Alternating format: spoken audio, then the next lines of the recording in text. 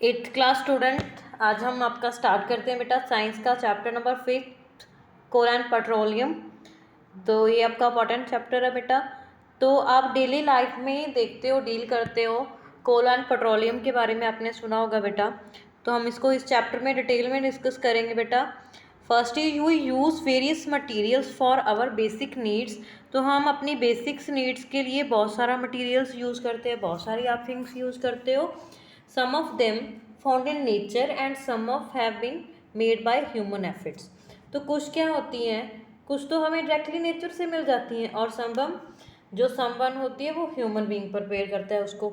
ठीक है, तो हम देखते हैं कौन सी को ह्यूमन बीइंग प्रिपेयर करता है। तो नेक्स्ट आपकी एक एक्टिविटी दी गई है 5.1। तो बेटा आपने इसकी लिस्ट बनानी है आपके घर पे। तो नेचुरल आप लिखोगे कौन सी थिंग्स हैं और मैन मेड कौन सी थिंग्स हैं, तो कहाँ कहाँ से मिलती है वो आपने बताना है। This is your homework. तो next is does this list include air water soil and minerals. तो ये क्या, ये हमारी लिस्ट है वो एयर वाटर मिनरल्स और सॉइल को कंसिडर करती है। Since all these are obtained from nature. तो ये क्या हमें कहाँ से मिलते हैं, नेचर से मिलते हैं। तो जो हमें नेचर से मिलते हैं they are called natural resources, क्योंकि वो हमें नेचर से मिल रहे हैं तो उनको हम नेचुरल रिसोर्स बोलेंगे। तो नेक्स्ट इज, तो ये एक पिक्चर शो की गई है आपके लिए। तो इसमें क्या बोला गया है, can we use all our natural sources forever. तो क्या हम हमेशा नेचुरल सोर्सेज को यूज़ कर सकते हैं। तो क्या ये आंसर कर सकते हो या नहीं कर सकते हो। Can air, water and soil be exhausted by human activities? You have already studied about water in class 8th is water is limitless resource। तो बेटा आपने प्रीवियस क्लासेस में इसके बारे में पढ़ा है, ह्यूमन की एक्टिविटीज़ के बारे में, कैसे ह्यूमन इसको एग्जीक्यूट कर रहा है, तो एग्जॉस्ट कर रहा है मीन। तो in the light of the ability of various resource in nature, natural source can be broadly classified into two kinds। तो इनको टू कैटेगरीज में डिफाइन किया गया है बेटा।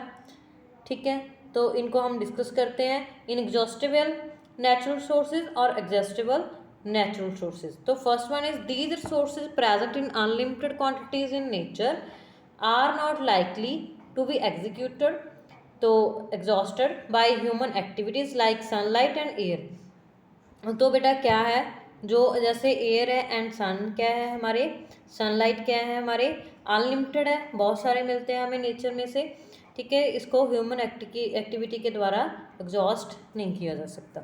नेक्स्ट इज, ये इसके अपोजिट होते हैं, the amount of these sources in nature is limited. तो ये क्या है, नेचर में क्या है, लिमिटेड है। In they can exhausted by human activities. Example of these sources are forest, wild life, minerals, coal, petroleum, natural gas. ठीक है, तो next is your 5 point activity, it is a group activity. तो ये बच्चे आपकी group activity है, जब भी आप स्कूल में आओगे तो कर सकते हो, वैसे आप घर पे भी परफॉर्म कर सकते हो। Take some container, fill them with popcorn, peanuts, roasted gram, tofus. तो आपने क्या करना है, एक कंटेनर, सम कंटेनर्स को लेना है, उसमें आपने पॉपकॉर्न डालने हैं, पीनट्स डालोगे, ग्राम्स डालोगे, फिर क्या करोगे, उसको डिवाइड कर दोगे स्टूडेंट्स में। तो फिर क्या करना है आपने, ईच ग्रुप, तो ईच में क्या करना है, ईच ग्रुप इनटू 3 सब कैटेगरीज। तो ईच ग्रुप को 3 सब कैटेगरीज में डिवाइड करोगे, 1 to 4 स्टूडेंट्स होंगे एक कैटेगरी में। Label them as a first, second and third generation respective. तो आप उसके ऊपर लेबल करोगे, फर्स्ट जनरेशन, सेकंड, थर्ड, ऐसे मतलब करोगे। तो नेक्स्ट आपने क्या करना है, दीज, तो उसके बाद दीज सब group represent the consumers as a population is growing, second and third generation have larger number of consumer. तो बच्चे ये क्या शो करेंगे, पॉपुलेशन शो करेंगे हमारी कैसे ग्रो हो रही है, और second and third large number of consumers को। But one full container for each group on table, ask consumers of first generation from each group to consume eatable from the container of their group. Now ask the second generation consumer from the each group to do same. तो आपने क्या करना है, एक table पे consumer को रखना है, मतलब कंटेनर को। तो जो कंज्यूमर्स है फर्स्ट जनरेशन को, उनको बोलना है कि वो ईटेबल मटेरियल को कंज्यूम करें। ऐसे सेकंड को बोलोगे आप, तो आस्क स्टूडेंट, तो स्टूडेंट को ऑब्जर्व करने के लिए बोलोगे carefully, the ability of eatable in each container. If something is left in the container, ask third generation from each group to consume it. तो आज जब भी उसमें मतलब फर्स्ट एंड सेकंड ले लेंगे तो थर्ड ग्रुप को बोलोगे, अगर उसमें कुछ रह जाएगा तो वो भी अपना ले लें। Now finally observe whether all consumer of third generation good eatable और नॉट। तो हमें क्या सोचना है इसमें कि जो थर्ड ग्रुप है उसको मिलेगा या नहीं मिलेगा। Also observe if anything is still left in any of the one container. तो आपने चेक करना है किसी भी कंटेनर में कुछ रह तो नहीं गया, मतलब कुछ जो भी हमने डाला था। तो next is assume that eatable in the container represent the total ability of exhaustible natural source like coal, petroleum और natural gas. Each group may have different consumption pattern.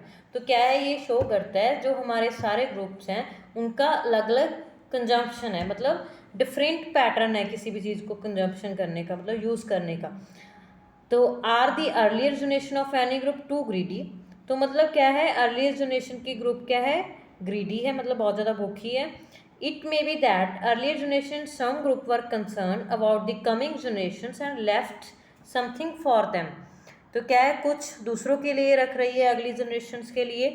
In this chapter we will learn about some adjustable natural sources like coal, petroleum, natural gas. These were formed from the dead remains of living organisms. So these are all known as a fossil fuels. तो बच्चे इस chapter में हम कोल and petroleum के बारे में पढ़ेंगे, जो कहाँ से बनते हैं, जब भी हमारे लिविंग ऑर्गेनिज्म डाई हो जाते हैं तो इसको बनने में बरसों लग जाते हैं, इसको फॉसिल फ्यूल बोलते हैं। तो next is 5.1 topic, this is coal. You may have seen coal. तो आपने कोल को देखा होगा in your house. It as a hard as a stone and is black in colour. तो ये क्या होता है, हार्ड होता है लाइक स्टोन एंड इसका क्या होता है, ब्लैक कलर होता है। Coal is the one of the fuel use to cook food. तो कोल क्या है, ऐसा फूड है, फ्यूल है जिसका यूज किया जाता है कुक करने के लिए फूड को। Earlier it was used in the railway engines to produce steam to run the engine. It is also used in the thermal power plants to produce electricity. Coal is also used as a fuel in various industries. तो coal का use किया जाता है various industries के लिए as a fuel. तो next हम इसकी स्टोरी ऑफ कोल की नेक्स्ट वाली आपकी क्लास में पढ़ेंगे। यहाँ तक बेटा आपने अच्छे से करना है। Thank you students.